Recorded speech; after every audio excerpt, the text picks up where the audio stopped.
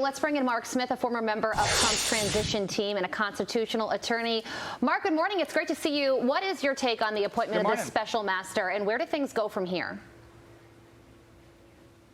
Well, obviously, from a public relations point of view, this is a huge victory for President Trump because the Department of Justice said they do not want a special master appointed because it was not needed. And why wasn't it needed, according to the Department of Justice? It's because the Department of Justice could be trusted to, filter through the relevant information. Anything that should not be turned over to the investigative team would be set aside. But here you have an independent federal judge saying, I hear what you're saying, Department of Justice, but I'm not going to agree with you here. We need an independent third party that has no connection to the Department of Justice to make this determination. The other interesting thing, if you look at the court order, is apparently some of the documents that were supposed to have been filtered out already were exposed improperly to the investigative team. And the judge says, in light of that, I simply cannot trust the Department of Justice to do the job itself, and we need an independent person in here. So again, it is a blow to the Department of Justice. As to how long it will be a blow to the DOJ's and their investigation, hard to say, but for the moment, it's a win for Donald Trump. You mentioned how long the DOJ is complaining this will delay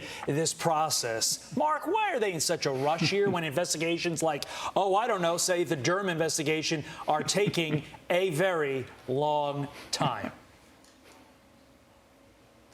I'm not really sure the Department of Justice is really in a rush at the end of the day, because keep in mind, President Trump has been out of office for over a year and a half, which is not exactly a fast time. And they've been talking about these documents for, again, just about 18 months. So what is the rush here? I'm not sure at the end of the day there really is a rush, but certainly that was their position in court in front of this federal judge. They wanted to move with speed because it's so important, but one does wonder, well, why did it take them 18 months if this is so important? It's not like these documents and the president was unknown. They've known about this. So yes, I think that might be a litigation position, but at the end of the day, one wonders, are they really moving with speed? It's not so clear.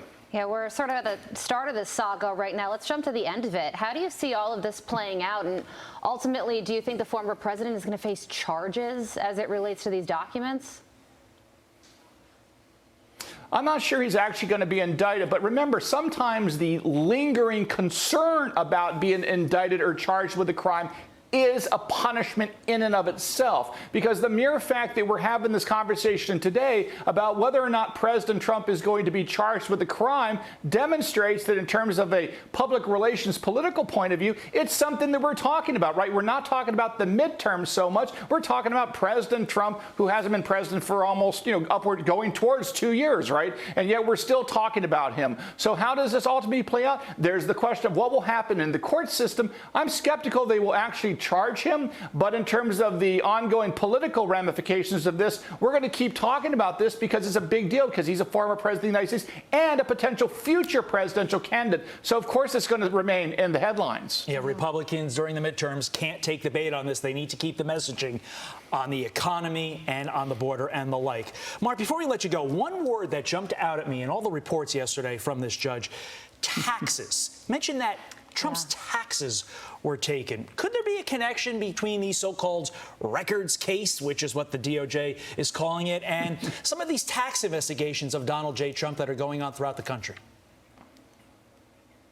Well, at the very beginning of this country, our founding fathers, when they wrote the Constitution, were very concerned with what were known as general warrants, which basically was when the British soldiers would just go into a person's home randomly and go through all aspects of it looking for evidence of an unspecified crime. And that's why we have the Fourth Amendment to the U.S. Constitution today. And yet here we have a situation, if you look at the warrant request, they basically said, if you see anything relating to the 4 years that President Trump was the president in any respect, then you should take that. And that is apparently what happened down at Mar-a-Lago. That is not consistent, in my view, with the Fourth Amendment. That seems to be a general warrant of the exact sort of thing our founding fathers were worried about when they wrote the Constitution, to try to limit government power and protect individual liberties. Yeah, the judge yesterday, like Todd said that some of the things that were taken had to do with tax, accounting information, medical records as well.